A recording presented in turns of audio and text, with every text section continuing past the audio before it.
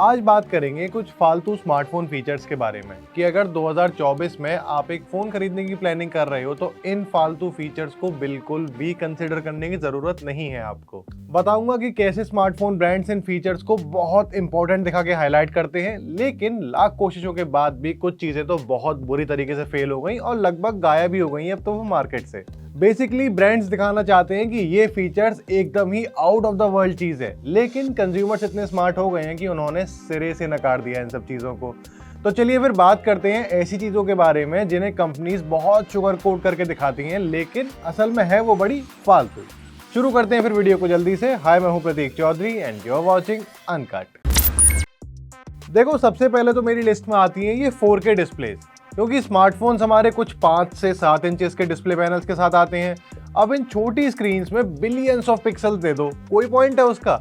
फर्क ही पता नहीं चलेगा और मे बी सैचुरेशन हो जाए पिक्सल्स का अगर ये चीप डिस्प्लेज हैं तो व्यूइंग एक्सपीरियंस और ज्यादा खराब हो जाएगा अच्छा करने की जगह। देखो, ये 4K और 8K एक पर्टिकुलर साइज पर ही अच्छा लगता है। ये जो बड़े बड़े टीवी हमारे घरों में लगे रहते हैं ना, उन पे अच्छा लगता है और यही रीजन है कि स्मार्टफोन में 4K और 8K कोई नहीं देखता। मैं खुद नहीं देखता यार। तो अगर आप एक फोन ले रहे हैं सिर्फ यही देख के कि उसमें 2K या 4K या 8K डिस्प्ले है कि नहीं, तो मत लो।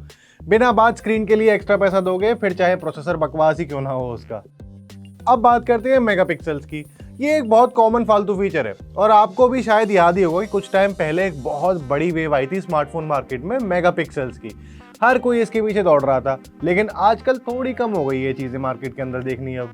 बट अभी भी कुछ लोग हैं ऐसे जो नहीं समझ पा रहे हैं इस चीज को। उनकी आंखें अभी भी हाई नंबर ऑफ मेगापिक्सल्स को देख के ऐसे बड़ी हो जाती हैं कि भाई 40 मेगापिक्सल है, 50 है या 100 मेगापिक्सल है। लेकिन अब जब इतने टाइम से चूना लगता आ रहा है तो लोग समझदार थोड़े से हो गए हैं। अब लोग ध्यान देते हैं कि लेंस क्वालिटी कैसी है, सेंसर कौन सा लगा हुआ है, फोटो और वीडियो सैंपल्स देखते हैं वो कैमरास के, कितने कैमरास है ये भी देखते हैं और क्या उनकी जरूरत है भी कि नहीं, AI कंपैटिबिलिटी कैसी है, प्रोसेस कैसे करता है कैमरा कैप्चर करने के बाद, ये सब ध्यान रखना होता है अब लोगों को। स्मार्ट बनिए थोड़ा। अगला है हाई रिफ्रेश रेट।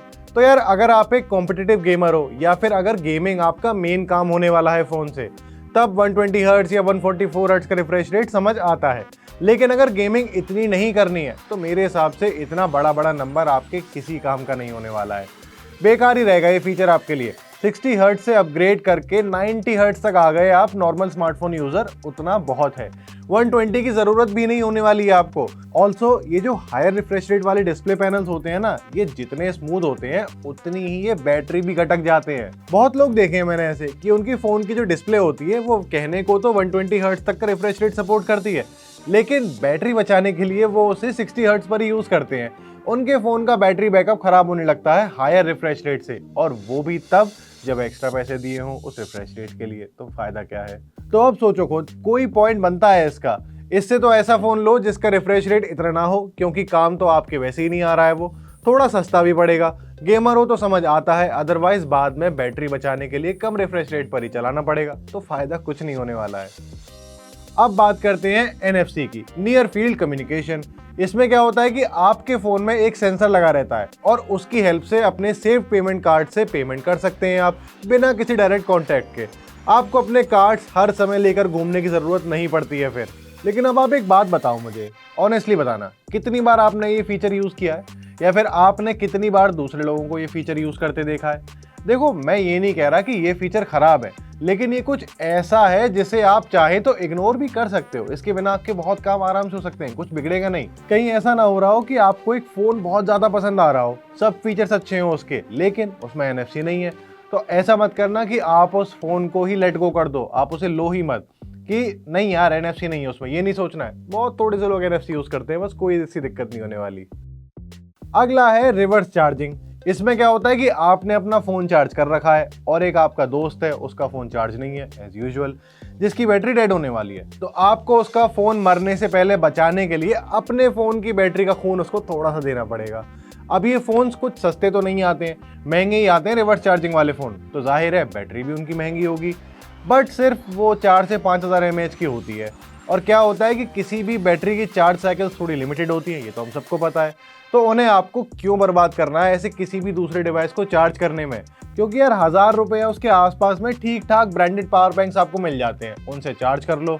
एक डेडिकेटेड चार्जिंग डिवाइस होगा वो आपके पास, बिना बात वायरलेस या फिर वायर वाली रिवर्स चार्जिंग करोगे तो फोन अलग बिजी रहेगा आपका उसमें। और तो और पावर बैंक की कैपेसिटी भी आपके फोन की बैटरी से कई गुना ज्यादा होगी, तो कोई फायदा नहीं है सिर्फ रिवर्स चार्जिंग वाले फीचर के चक्कर में पीछे भागने का।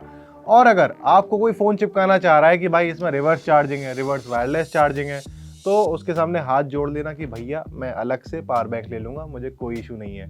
अब देखो, ऐसा नहीं है कि मैं इन फीचर्स को ही खराब बता रहा हूँ, जितने सारे फीचर्स बताए मैंने, हर फीचर अच्छा होता है अपने आप में, बस देखना ये है कि क्या वो आपके काम आएगा या नहीं। अब अगर आपको कोई फोन पसंद आ रहा है और उनमें से ये जो मैंने 5 या 6 फीचर्स बताए उसमें से कोई सा भी है तो बहुत अच्छी बात है, कोई दिक्कत की बात नहीं है। मेरा बस ये मानना है कि ये वीडियो बनाई मैंने इसलिए है कि यार इन फीचर्स की वजह से अपनी पसंद नापसंद को बदलना मत, कि ये फोन अच्छा है लेकिन सिर्फ 90 हर्ट्ज का रिफ्रेश रेट है इसके अंदर, इसके ऊपर वाला वेरिएंट ले लेता हूँ, थोड़े पैसे डाल के 120 हर्ट्ज मिल जाएगा। तो ये थोड़े पैसे क्यों डालने जब आपके किसी काम का नहीं, गेमर हो तो डालो।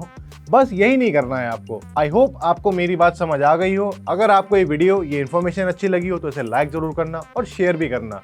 ऑल्सो अगर ऐसे और फालतू फीचर्स आपको जानने हैं तो कमेंट्स में फालतू लिख दो जल्दी से, और ऐसे ही आने वाले टेक कंटेंट के लिए अनकट को सब्सक्राइब कर लेना।